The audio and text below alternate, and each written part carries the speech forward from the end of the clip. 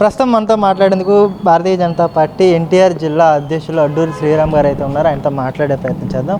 నమస్తే అండి శ్రీరామ్ గారు. ఈ రోజున జగన్మోహన్ రెడ్డి గారు అసెంబ్లీకి రాకుండా తన 11 మంది ఎమ్మెల్యేలతో బయట ఉండి ఎవరైతే సోషల్ మీడియాలో మహిళల మీద అసభ్యకరంగా పోస్టులు పెట్టారో వాళ్ళ మీద పోరాటం చేస్తూ ఉండడాన్ని మనం ఎలా అర్థం చేసుకోవచ్చు అంటారు?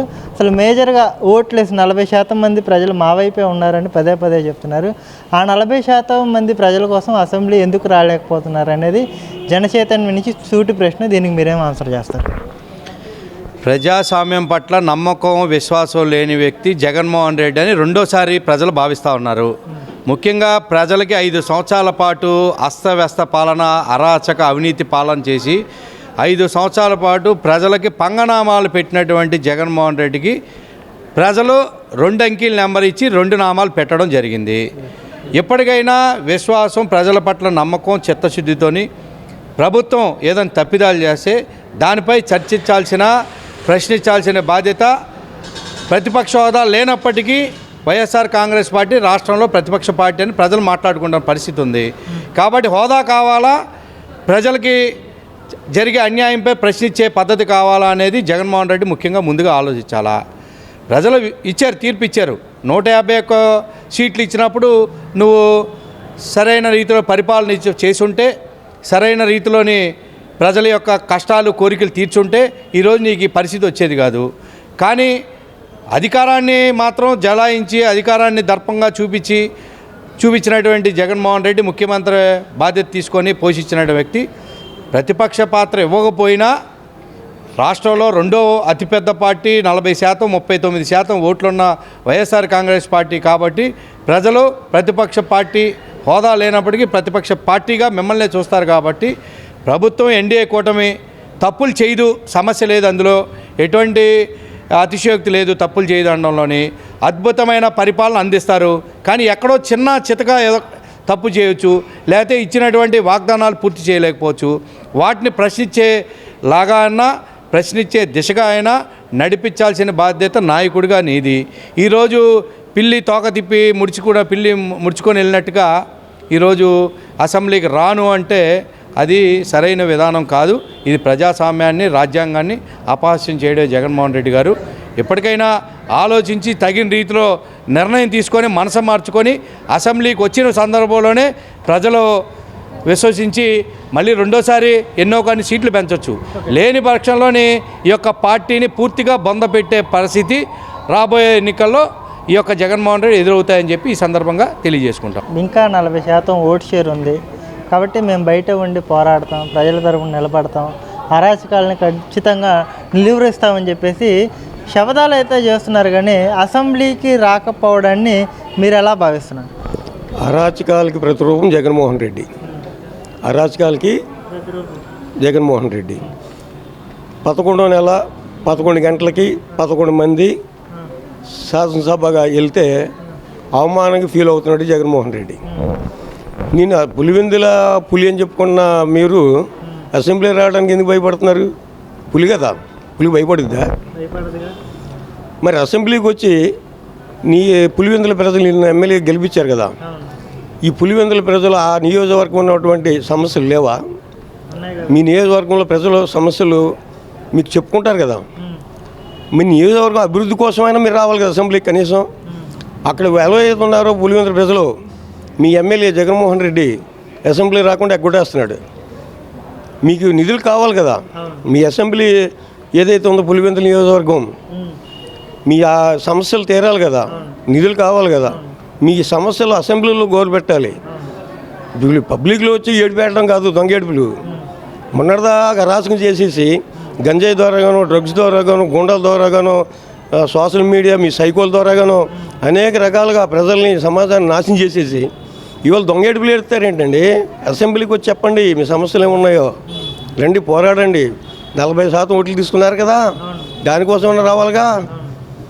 మీకు హోదా అనేది ప్రజలు ఇవ్వాలండి. ఏ హోదా అయినా కానీ మీరు ప్రతిపక్ష హోదా కావాలన్నా ప్రజలు ఇవ్వాలి. కోర్టులను, స్పీకరును అసెంబ్లీ ఇవ్వదు. ఎవరు ఇవ్వాలి? ప్రజలు ఇవ్వాలి. మీకు ఎన్ని ఇచ్చారు? 11 ఇచ్చారు. 11 మందితో రండి, కూర్చోండి, మీ సమస్య లేదు అక్కడ వినిపించండి. వాణి మీకు ధైర్యం, దమ్ము, పులి, సింహం అంటారు కదా, రండి, వచ్చి మీరు చూపించండి మీ ధైర్యం, మీ పులితత్వం ఏంటో అక్కడ చూపించండి అసెంబ్లీలో. అంటే ఒకప్పుడు అధికారంలో ఉన్నప్పుడు జగన్మోహన్ రెడ్డి గారు అధికారంలో ఉన్నప్పుడు అసెంబ్లీ జరిగిన తీరు కానివ్వండి, నిన్న జరిగిన తీరు కానివ్వండి, మీకు ఎలా అనిపించింది? అసెంబ్లీలో అసలు అసెంబ్లీ జరిగింది జగన్మోహన్ రెడ్డి టైంలో? జగన్మోహన్ రెడ్డి అసెంబ్లీ జరిగిందా? బూతులు ఎవరికి ఇచ్చిన అవకాశం బూతులు మాట్లాడతగిన ప్రజా సమస్యలు ఎవరైనా మాట్లాడా? అయ్యా రోడ్లు బాగాలేవు, పవన్ కళ్యాణ్ అలా ఉంటాడు, చంద్రబాబు ఎలా ఉంటాడు, ప్రతిపక్షాలని ఆడిపోసుకోవడం, బూతులు తిడతాం తప్ప అసలు అసెంబ్లీ ఎక్కడ జరిగింది? ఎంతసేపు అసెంబ్లీనే ఉన్నటువంటి పాప మా తెలుగుదేశం ఎమ్మెల్యేలను బయట నెట్టేయడం, ఆ పోరాటం స్పీకర్ ఎవరైతే వాళ్ళందరినీ బయట నెట్టి ఆ సెక్యూరిటీతో చేశారు కానీ, అరాచకం చేశారు కానీ బూతులతోని అసెంబ్లీ ఎక్కడ జరిగింది అంటున్నా. ఒక అరాచకం జరిగింది అసెంబ్లీలో కూడా. నాగేశ్వరరావు గారు, ఒక మాట ప్రశ్న అడుగుతాను మిమ్మల్ని సూటిగా. మీరే వైఎస్ఆర్సీపీ నుంచి ఎమ్మెల్యే అయితే ఓడిపోయారు కాబట్టి అసెంబ్లీకి వెళ్లకుండా నాయకుడి ఆదేశాల మేరకు ఇంటికే పరిమితం అవుతారా, లేకపోతే అసెంబ్లీకి వెళ్ళే అవకాశం ఉన్నా సరే వెళ్లకుండానే ఉంటారా? అంటే ఏం చెప్తారు? అదే ప్రజలు మనని గెలిపించారు కాబట్టి మన యొక్క శ్రేణి మనం ఏవైతే అనుకున్నామో అది తప్పనిసరిగా అసెంబ్లీలో వినిపించాలి. హోదా ఉందా లేదనేది పక్కన పెట్టి మన గెలిపించారు కాబట్టి తప్పనిసరిగా మనం వెళ్ళి ప్రజావాణి మన నియోజకవర్గం తరపున వినిపించాలి. అదేవిధంగా సీఎంగా కూడా మన డిప్యూటీ సీఎం మన మాజీ సీఎంకి చేసినటువంటి జగన్మోహన్ రెడ్డి గారు కూడా ఆయన ఏదైతే ప్రజలు విశ్వసించారో, మరి 40% ఓటింగ్ వచ్చింది. ప్రజల తరఫున వాళ్ళ యొక్క అనుకున్న వారి యొక్క ప్రజల తరఫున కూడా వాళ్ళ వాణి వినిపించాల్సిందని చెప్పేసి కోరుకుంటాం. తప్పనిసరి హోదాలతో పని లేకుండా తప్పనిసరిగా అసెంబ్లీకి వచ్చి వారి యొక్క వాణి వినిపించాలని కోరుకుంటున్నాం. వెళ్ళాలంటారు? వెళ్ళాలి, తప్పనిసరిగా వెళ్ళాలి. ఇచ్చారు కదా, ఎందుకు వెళ్ళాలి? 11కిను సంఖ్యకి సంబంధం లేదండి. వారికి బాధ్యత నిర్వర్తించాలి. అసెంబ్లీలో గెలిపించారు కాబట్టి తప్పనిసరిగా వారి యొక్క వాణి వినిపించాలని కోరుకుంటున్నాం. పదే 40% ఓటు షేర్ ఉందన్నారు. మా ప్రజలు 40% మా వైపే ఉన్నారని చెప్తున్నారు కదా. మరి 40% ప్రజల తరపున పోరాడాల్సిన వ్యక్తి ఈ రోజున అసెంబ్లీకి వెళ్లకుండా ముఖం చాటేయడాన్ని మనం ఎలా అర్థం చేసుకోవాలంట? అతను జగన్మోహన్ రెడ్డి గారు షై ఫీల్ అవుతున్నారు. ఆ షై ఫీల్ వదిలేసి ఏదైతే బాధ్యతలు ఉన్నాయో, ప్రజావాణి ఉందో ఏదైతే ఉందో, ప్రజల సమస్యలు ఏవైతే ఉన్నాయో, మిమ్మల్ని 40% ఓటింగ్ ఇచ్చి గెలిపించారు. నా ఓటింగ్ ఇచ్చిన మనుషులు ఉన్నారు, వాళ్ళ కోసం, అదేవిధంగా ప్రజల సమస్యల కోసం, అదేగా అధికార పక్షం ఏమైనా తప్పులు చేయొచ్చు, అవన్నీ కూడా ఎత్తి చూపే అవకాశం మీకు ఉంది కాబట్టి మీరు తప్పనిసరిగా వచ్చి మీ వాణి వినిపించాలని మిమ్మల్ని మేము కోరుతున్నాం. ఇప్పుడు బడ్జెట్ అనేది ప్రవేశపెట్టారు నిన్న. నిజంగా ఏదైతే ఎన్డీఏతో భాగస్వామ్యమైన BJP Janasena, TDP Janasena, BJP సహకారంతో రేపొద్దున భవిష్యత్తులో రాష్ట్రం ఏ విధంగా అభివృద్ధికి బాటలు వేయనుంది, రేపొద్దున భవిష్యత్తులో ఆంధ్రప్రదేశ్ ఏ రకంగా రూపాంతరం చెందబోతుందంటే మీరేం చెప్పాలి? వాస్తవంగా ప్రియతమ ముఖ్యమంత్రి నారా చంద్రబాబు నాయుడు గారు అత్యంత మేధావి, ప్రపంచంలోనే ఒక మేధావి. ఆయన కూటమి ప్రభుత్వాన్ని ఆకట్టుకుని మోడీ గారి నాయకత్వంలో ఆయన ఆయన ఆశయాలు ఉన్నాయో ఆ ఆశయాల కోసం అనునిత్యం పనిచేస్తున్నారు. అలాగే డిప్యూటీ సీఎం పవన్ కళ్యాణ్ గారు కూడా ప్రజల కోసం పనిచేస్తున్నారు. బీజేపీ ప్రభుత్వాన్ని అండగా ఉంచుకుని వారు సంక్షేమ ఫలాలు ప్రజలందరికీ చేరే విధంగా కృషి చేస్తున్నారని మేము అనుకుంటా ఉన్నాం. ఓరుగడ్డ అనిల్, వర్ర రవీందర్ రెడ్డి అంటే వీళ్ళు చాలా శుద్ధపూసలు. అంటే ఎవరో చెప్తే వీళ్ళు చేశారు అని చెప్పేసి ఈ రోజున ఆ పార్టీ వాళ్ళని సమర్థిస్తూ మాట్లాడుతుంది. అంటే అసభ్యకరంగా పోస్టులు పెట్టడాన్ని ఎవరు కూడా, ఏ నాయకత్వం కూడా అగ్రి చేయదు. ఇప్పుడు మీరే ఉన్నారు, బీజేపీ తరఫున మీరు ఒక బాధ్యత తీసుకొని పనిచేస్తున్నారు. మీరే వేరే మహిళలను అసభ్యకరంగా పోస్టులు పెడితే మీ నాయకత్వం మీ మీద చర్యలు తీసుకుంటుందా లేదా? 100% చర్యలు తీసుకోవాలి. కానీ కొంతమంది వ్యక్తులు వెనకమాలుండి సామాన్య వ్యక్తులను ఇలాంటి వాటిలో ఇరికించడం అది భావ్యం కాదు. వాస్తవంగా వాళ్ళ సామాన్య వ్యక్తులు, ఆ సామాన్య వ్యక్తులని ఇలాగా ఈ విధంగా బయటికి తీసుకొచ్చి వాళ్ళని హీరోలు చేసి ఈ రోజు రోడ్డు మీద పడేసిన పరిస్థితి కనబడుతూ ఉంది మనకి.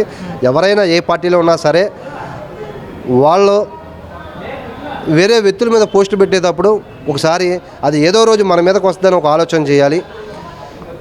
తప్పనిసరిగా ఈరోజు మనం అధికారంలో ఉన్నాం, మనం పెట్టాం, రేపన్న రోజు ఉంటుంది. ప్రతి ఒక్కరు కూడా ఏదో రోజు మనకి తిరిగి వస్తుందనేది ఒక ఆలోచన చేయాలని మేము కోరుతా ఉన్నాం.